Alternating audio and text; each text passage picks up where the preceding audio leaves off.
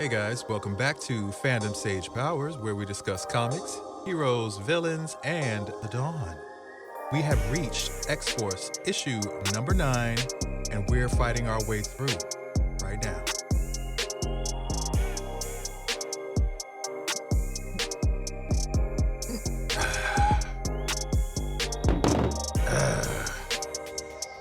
Ready? Ready? Bring it. I got 50 on the knucklehead. I'll double that. Oh, me. Logan, come on. Why don't you try doing something nice with them sometime? What are you talking about, Jeannie? That's exactly what we're doing. See, this is good bonding. This is what fun looks like. Gosh.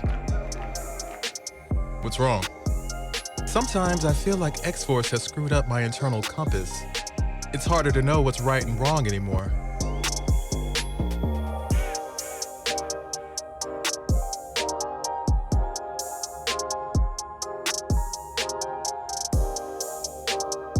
Sage?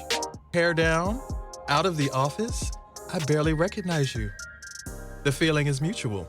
I'm a new woman. May I ask what it felt like to be resurrected? It felt like waking up with a hangover, but in a good way. Like a Saturday morning hangover. After a solid 12 hours of sleep, sun on your face, coffee brewing. I'm sorry to pry, but the nightmare you've been living, gone. I don't know how to explain it except that it might as well have happened to someone else. Pause. You're implying your memories of South Korea have been erased? I'm aware of what happened, but yeah, basically, that slot in my brain is blank. I don't mean to be contrary, but that doesn't calculate. You told me it must have been what I wanted, okay? We're supposed to choose our best selves, right? Guess I decided I didn't need all that poison inside me.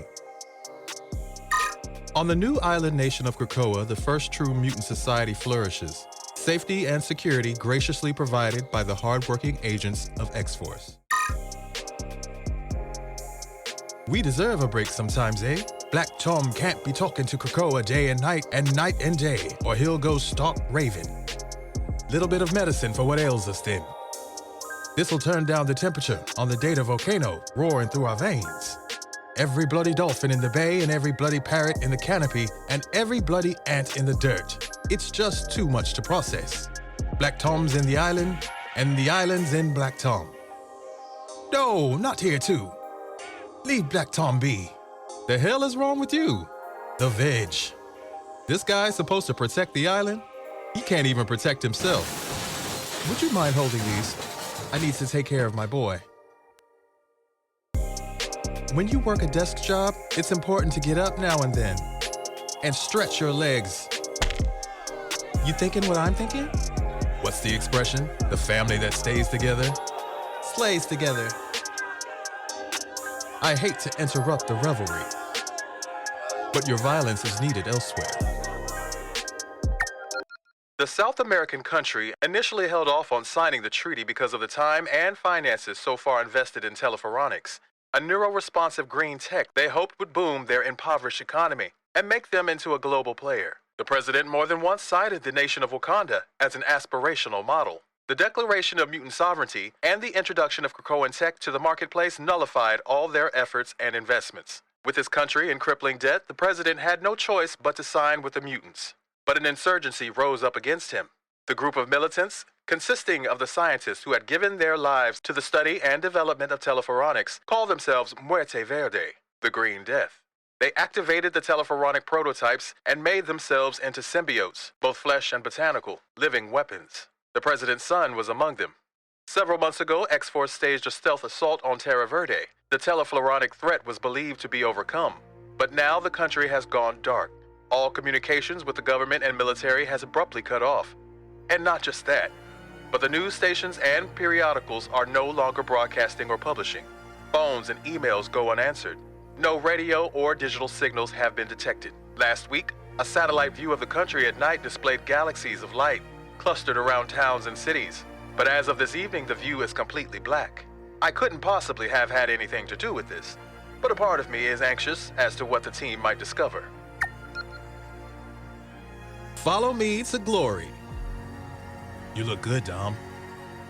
But that ain't the same as feeling good. I'm fine. Better than fine. I can finally sleep. And I actually go 5 minutes without thinking about getting skinned alive. Isn't that a good thing? Was under the impression that you were going to take all that pain and weaponize it. Do you really want me to be like you? I want you to be you. That's all. You're acting like you're fixed, but you were never broken. Oh, ow. Go anywhere, anytime, they said. Watch the sunset and rise 100 times in one day, they said. Walk to the moon, they said. Drop into the savage land, they said. Don't lose your head, kid. I already have lost my head, remember? These gates are a failure of engineering. I'd be better off traveling by Segway or New Jersey Transit. Gate ain't the problem. Blood. Jellied. Few days old.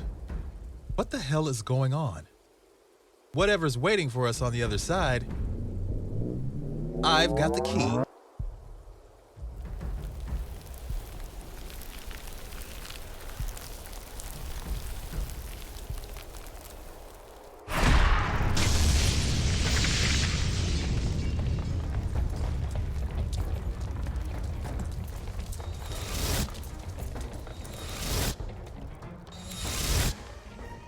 How do you say, this place looks like a greenhouse puked all over it in Spanish? The comms remain active. Please keep me apprised.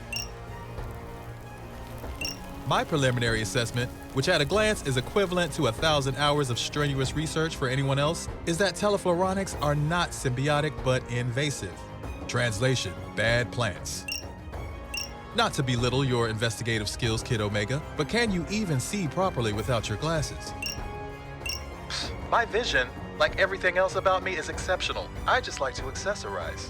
And not to belittle your brains, Beastie, but where is the rest of the intelligence unit? No Sage? No Jean? I thought they deserved the chance to unwind and enjoy some time to themselves. I'll be your man in the chair. I'm all the intelligence you need. Now, your first directive is to locate President Kokam. As luck would have it, he's right here. Well, what does he have to say? Nothing. Because he's a botanical chandelier. I don't know whether we should call this a coup or an infection. Beastie. I really wish you wouldn't call me that. Beastie, I'm going to send a telepathic uplink of some of the botanicals. If I'm not mistaken, and I never am, the cellular patterns bear some resemblance to Mayan glyphs. I want a deep scan and controlling focus on Terra Verde mythology. Can't say I like the view, but you better come take a look. We ain't in Krakoa anymore. And something tells me the heart of the problem is that temple. Time to get bushwhacking.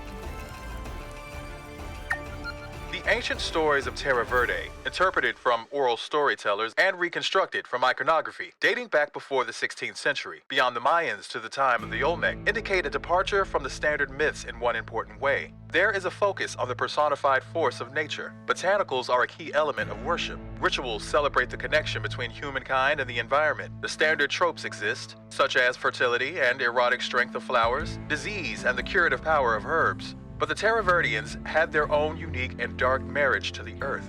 Sacrifice was a standard instrument of agriculture. The plenitude and even the taste and color of fruit and maize and other crops were determined by death. Flesh and blood were considered essential fertilizers. Heads were hung from sapodilla and passion fruit trees. Fingers were planted in the fields. The slaying and burning of jaguars appeased droughts and blights. The plants must be sated if they are to be obedient. In this way, Terra Verde bears some resemblance to krakoa, which requires the consumption of 2 mutants each year if it is to thrive. Hieroglyphic stories, some codices, and a skull sculpted with glyphs tell the story of a maize god, whose caress can make kernels plump and wither depending on his mood. And then there was the punishing deity known as Ak, translation, vine. He is sometimes represented with a tangled ball of vines for a head, and sometimes with branches growing out of his back like antlered wings, and sometimes both. A combination of Spanish occupation, Roman Catholic indoctrination, and modernization all but erase these stories and traditions. But the idea behind telefloronics is deeply ingrained in Terra Verdean culture and history. In the 16th, 17th, and 18th century, the holiest and most respected men and women were those who, roughly translated, spoke to the plants. And the temple, known as Ya'ax, or the Green, was their church and seat of their power. This equatorial heat is impossible. I can barely breathe. I feel like I'm inhaling soup. You need a new costume. Dress for field work. Sick of your whining. Don't touch the jacket. It's a blend of wool, silk, and linen woven in Italy. Those pants were tailor-fitted. Suffer in silence next time. Beastie, are you still there? Abundance, pollen, and spores interfering with signal. What's our plan exactly? We go to the Temple of Ya'ax and then we talk things out? Negotiate? Beastie, do you copy? Do not caution. Beast would have sent Genie if he wanted diplomacy. We're here to hurt. As much as I hate the sound of his voice, Quentin's right to ask questions. Not including Jean and Sage feels like we've been dealt a bad hand of cards. Every nerve ending is telling me something seriously off about our team and Terra Verde. What isn't Beast telling us?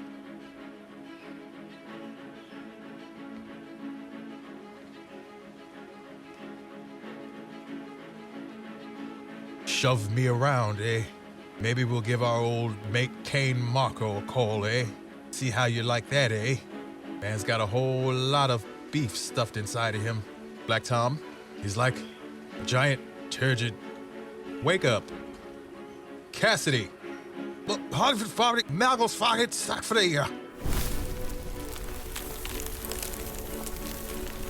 I believe it was Shakespeare who once said that diseased nature oftentimes breaks forth in strange eruptions. And that's why I'm here for you. Only you, Beast. You saved us. We were having the most despicable and wretched of nightmares. If I saved you, then perhaps you can return the favor. We under attack? We're not sensing anything but the splitting skull ache. We drank a swimming pool of rum punch last night. Beast! Beast!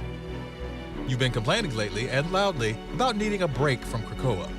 It's like trying to watch 100,000,000 channels at the same time. We need to unplug now and then is all. Beast, do you read me? Then consider this your lucky day, because I'm sending you out into the field.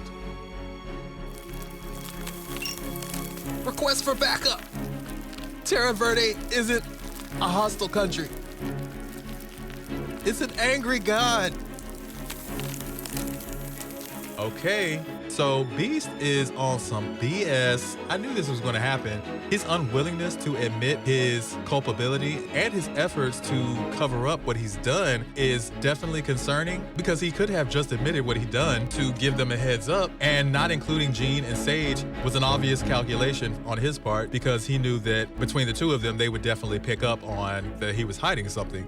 So he really put that team in danger. Pretty crazy. And now he's ready to send Black Tom's drunk ass into the field to save the rest of the team. Still, apparently without Jean or Sage, which is kind of crazy. But we'll see how all that turns out in the next issue. If you enjoyed this episode, please give me that thumbs up. If you haven't joined yet, what are you waiting for? Go ahead and join the crew, and I'll catch you in the next issue.